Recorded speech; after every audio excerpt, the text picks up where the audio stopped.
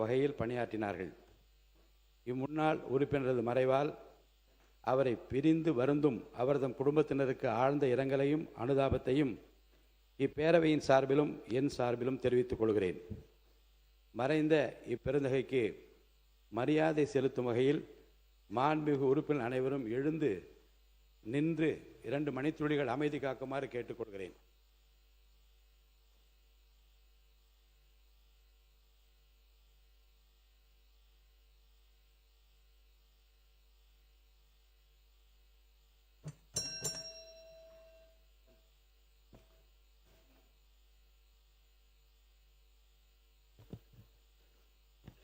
அரசினர் தனி தீர்மானம். மாண்புமிகு முதலமைச்சர் அவர்கள்.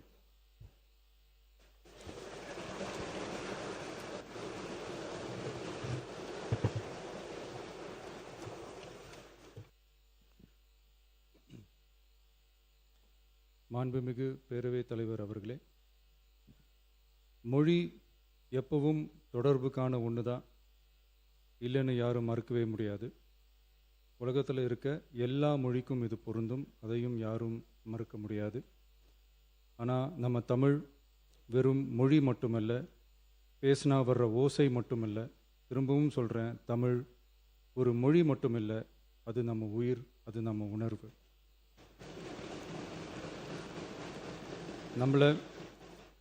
நம்மளை பெற்ற தாயை அம்மானு சொல்கிறப்பெல்லாம் பாசமும் சொந்தமும் நம்மளை அறியாமலே உயிரா உறவா உணர்வா தானா உள்ளுக்குள்ளே தோணும்ல.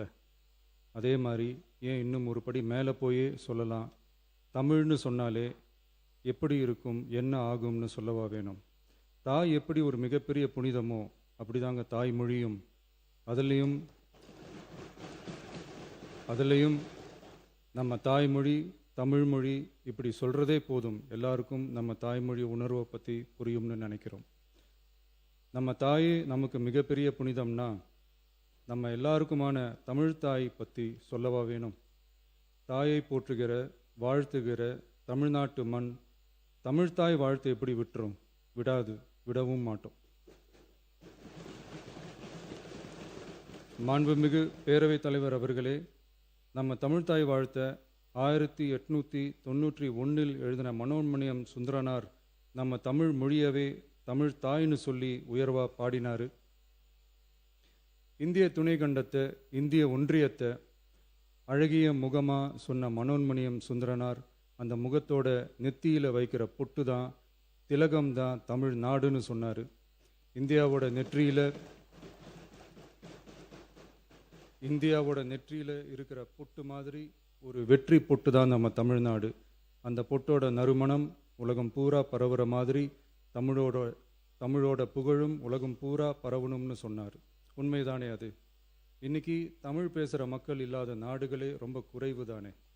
தமிழும் தமிழனும் இல்லாத நாடு எது? திரும்பவும் சொல்லலாம், தமிழ் ஒரு மொழி மட்டுமல்ல, அது ஒரு பண்பாடு, அது ஒரு நாகரிகம், அது ஒரு சிந்தனை, அது ஒரு அன்பு. தமிழ்னா விருந்தோம்பல், சுருக்கமாக சொன்னால் தமிழ்னா கெத்து, தமிழ்னா பவர். அந்த தமிழோட புகழ சொல்கிற தமிழ்தாய் வாழ்த்தில் அனைத்து உலகமும் இன்பமுறைன்னு சொல்லி உலகத்தையே நம்ம தமிழ் உயர்த்தி பிடிக்குதே தவிர எந்த மொழியையும் எந்த மதத்தையும் எந்த இனத்தையும் எந்த ஒரு தனி மனுஷனை கூட தாழ்த்தி பேசலை, யாரையும் கொஞ்சம் கூட காயப்படுத்தலை. மாண்புமிகு பேரவைத் தலைவர் அவர்களே, நம்ம ஒவ்வொருத்தருக்கும் தனித்தனியாக ஒரு பேர் இருக்கும். ஒரு கூட்டத்தில் நம்ம பேரை சொல்லி யாரும் கூப்பிட்டா நாம் ஒருத்தர் மட்டும்தான் திரும்பி பார்ப்போம். ஆனால் தமிழ்னு சொன்னால் ஒட்டு மொத்தமாக நாம் எல்லாருமே திரும்பி பார்ப்போம்ல. அப்படி நம்ம எல்லாருக்கும் இருக்கிற பொது பேரு தானே அது. நமக்கு தமிழ்னு அடையாளத்தை கொடுத்ததே தமிழ் தானே. ஒரு பேரே, ஒரு சொல்லே, ஒரு மிகப்பெரிய வரலாறுனா அது நம்ம தமிழ் தான். அந்த தமிழை உயர்த்தி பிடிக்கிற தமிழை பின்னாடி தள்ளினா தமிழ்நாடு எப்படி பொறுத்திருக்கும்? ஒரு கட்சிக்கு பிரச்சனைனா சம்பந்தப்பட்ட அந்த கட்சி மட்டும்தான் போராடும். ஆனால் தமிழ்னு சொன்னால் ஒட்டுமொத்த தமிழ்நாடும் ஒன்றா வந்து நிற்கும்.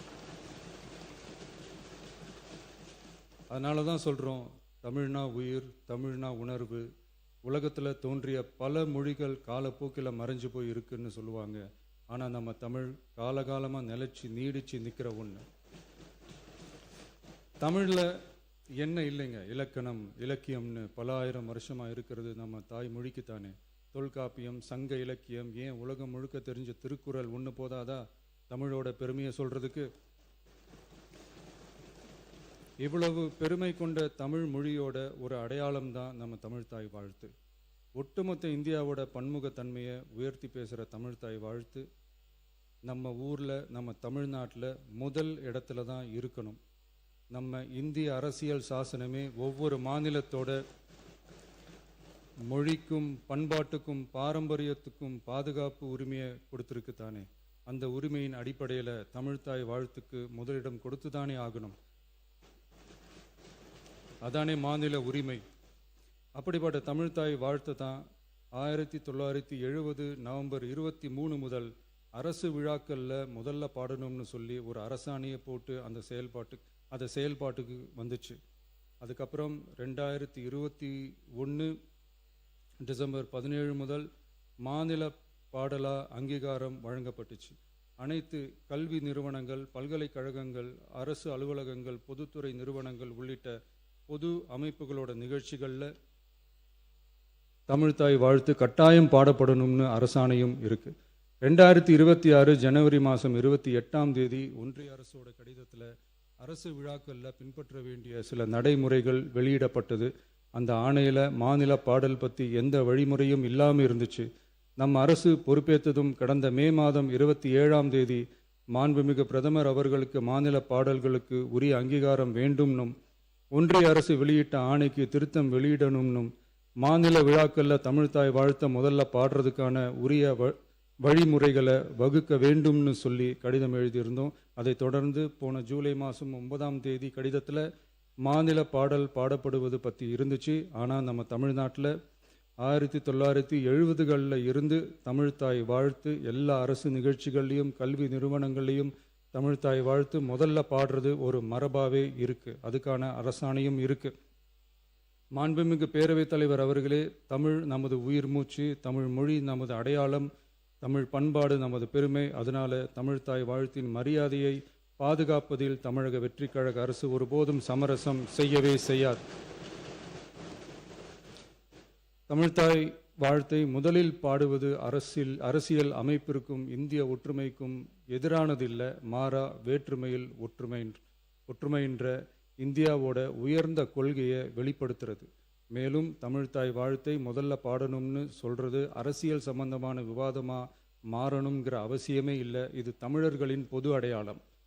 நம்மை வேறுபடுத்துவது அல்ல, ஒன்றிணைப்பது. மாண்புமிகு பேரவைத் தலைவர் அவர்களே, தமிழ்தாய் வாழ்த்தின் கண்ணியத்தையும் தமிழின் தொன்மையையும் தமிழர் பண்பாட்டின் பெருமையையும் பாதுகாக்கும் இந்த உயரிய பணியில் இந்த சட்டமன்ற பேரவையில் உள்ள அனைத்து உறுப்பினர்களும் கட்சி வேறுபாடுகளை மறந்து ஒன்றிணைந்து அனைத்து கல்வி நிறுவனங்கள், பல்கலைக்கழகங்கள், அரசு அலுவலகங்கள், பொதுத்துறை நிறுவனங்கள் உள்ளிட்ட பொது அமைப்புகளின் நிகழ்ச்சிகளிலும் தமிழ்தாய் வாழ்த்து கட்டாயமாக முதலில் பாடப்பட வேண்டும் என்று கொண்டுவரப்படும் இந்த தீர்மானத்திற்கு அனைவரும் ஆதரவு வழங்க வேண்டும் என கேட்டுக்கொள்கிறேன். தமிழ்தாய் வாழ்த்து தொடர்பான அரசினர் தீர்மானம். தமிழ் உலகின் தொன்மை வாய்ந்த செம்மொழியாகவும் தமிழர் நாகரிகம் உலகின் மிக பழமையான பண்பாட்டு மரபுகளில் ஒன்றாகவும் திகழ்வதை பேரவை பெருமையுடன் பதிவு செய்கிறது. மனோன்மணியம் சுந்தரனார் அவர்களால் 1891 எழுதப்பட்ட மனோன்மணியம் என்ற நாடக நூலின் பாயிரத்திலிருந்து எடுக்கப்பட்ட தமிழ்தாய் வாழ்த்து 1970 நவம்பர் 23 முதல் அரசு விழாக்களில் முதலில் பாடப்பட வேண்டும் என அரசாணை வெளியிடப்பட்டு செயல்பாட்டுக்கு வந்துள்ளது.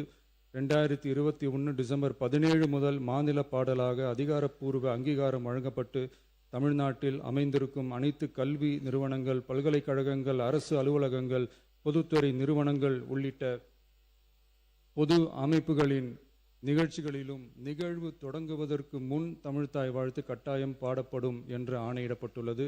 இந்நிலையில் ஒன்றிய அரசின் உள்துறை அமைச்சகத்தால் 2026 ஜூலை மாதம் 9 கடிதத்தில் மாநில பாடல் பாடப்படுவது குறித்து தெரிவிக்கப்பட்டுள்ளது.